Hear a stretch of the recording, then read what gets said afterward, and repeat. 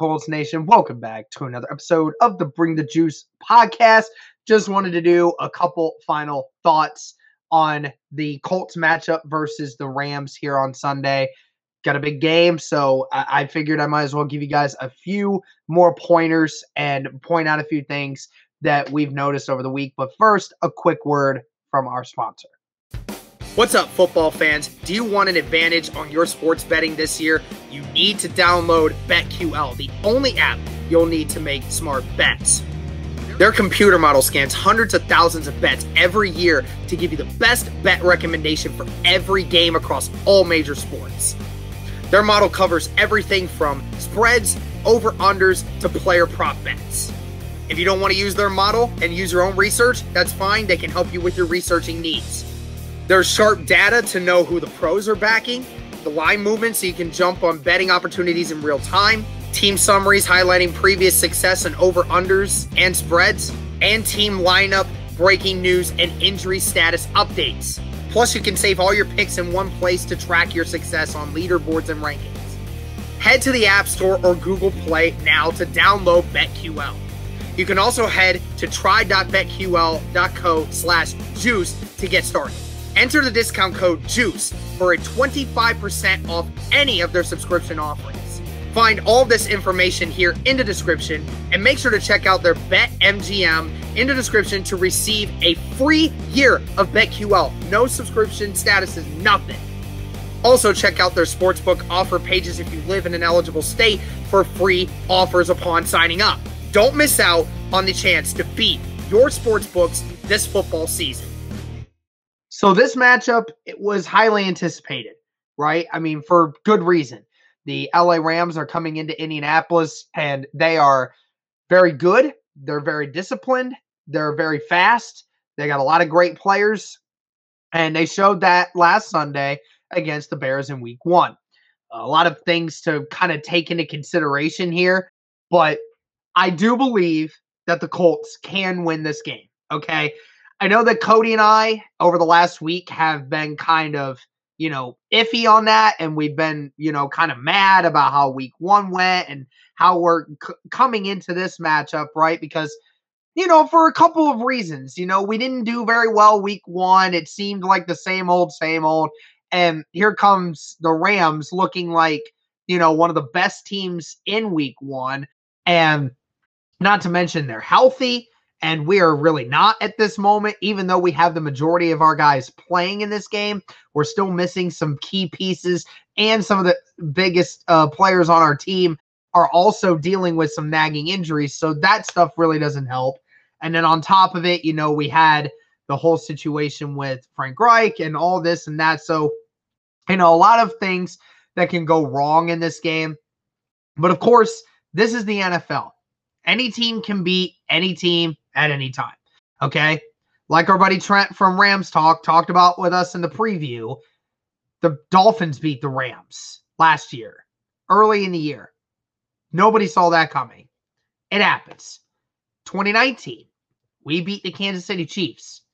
Wasn't supposed to happen, but it did, okay? So there are circumstances here where we understand the Colts can win, okay? We understand that.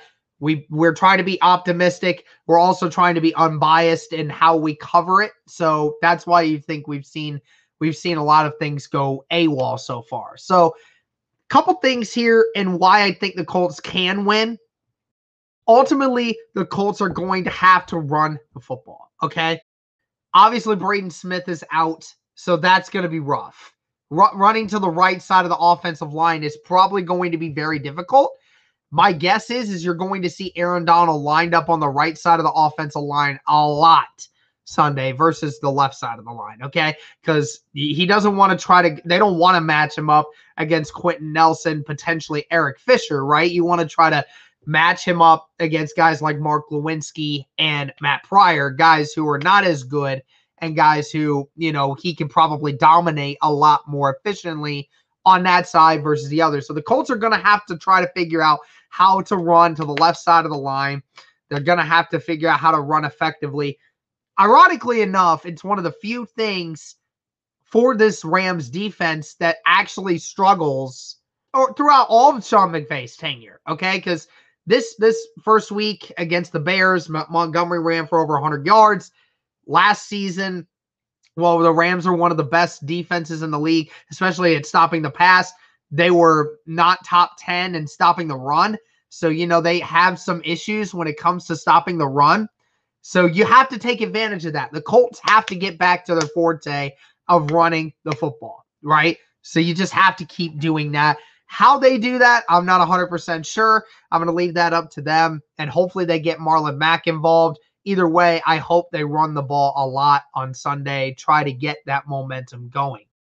And you got to see, I think you'll see a lot more of the double tight end packages where they're protecting Carson Wentz. I think you're going to see that because the one thing we know the Rams can do with Floyd and with Donald is they can get pressure.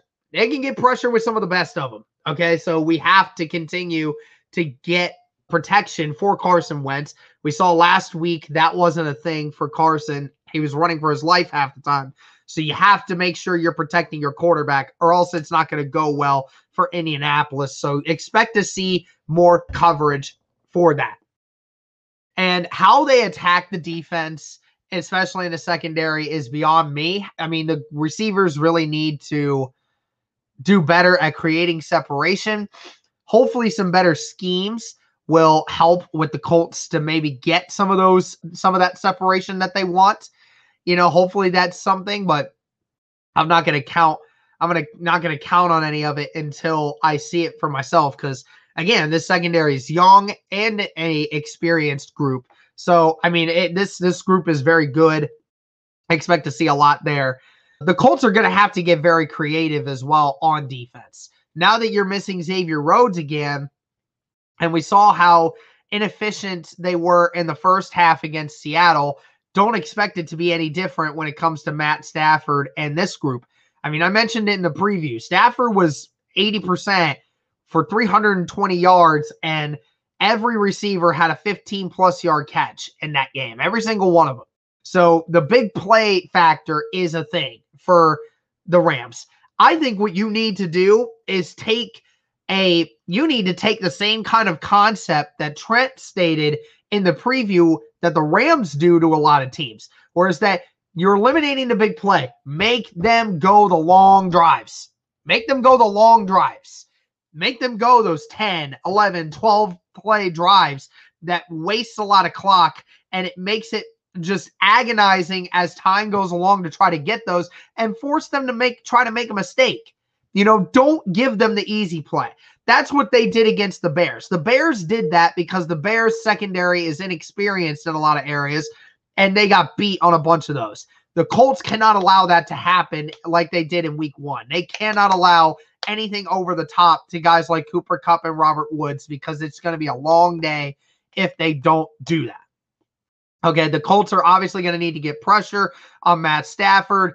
The middle of their offensive line is not as strong as their tackles, so you hope that guys like DeForest Buckner and Grover Stewart can get more consistent pressure up the middle for Stafford to kind of back up or to go around, and then get our speedy defensive ends to come after him on the edge.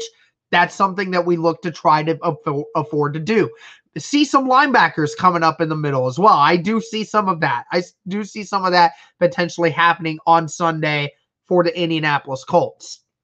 For the special teams, I mean, hopefully they get a chance to actually kick a few field goals.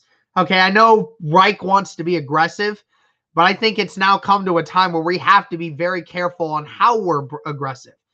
I think 4th and 1 at the 40-yard line is not a bad idea.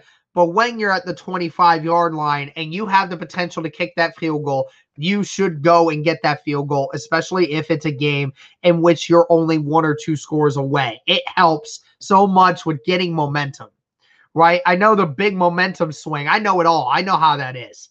But, I mean, I think last week, if the Colts had gone for a few of those, then they probably could have changed the outcome of that game potentially. Okay, the offense might have been willing to afford that had it actually turned the opposite way. And then, of course, if they had converted on the fourth down, then we would have been fine, right? We wouldn't have said anything about it. So again, I like that Frank Reich's being aggressive. I want to try to make sure we're doing more of we want to continue to do that, but we also want to be smart about it. Okay. And hopefully, there is the option for Colts to be able to go down the field a little bit with the passing. Unsure if that's going to actually be a thing, especially against this Rams secondary right now. Not sure how that's going to work. I hope they continue to spread the field out a little bit, but I hope they continue to do more of the short game. Allow Jonathan Taylor and Nyheim Hines to make plays with their feet. Okay, they didn't do a great job of that in week 1. They did a few good plays, but there were a couple times they could have gotten more. I think that if you give them more time, it's going to be okay. But nevertheless, those are some of the final thoughts here, guys. Hopefully, the Colts can convert on those, stick to what they're best at is running the football and trying to run that Tampa 2. That's what's going to help here. Making sure there's not big plays being given up. So thank you guys so much for tuning in. Let me know what your thoughts are. Thank you again for the constant support on the channel. We greatly appreciate all of you. Thank you so much for tuning in. And as always, go Colts. Once again, thank you to our sponsor, BetQL, the only app you will need to beat your sportsbooks. Find their information along with a 25% off discount code in the description of this video. Make sure you go check that out. And also check out their special BetMGM offer in the description in order to receive a free year of BetQL and other sportsbook sign-up offers and bonuses.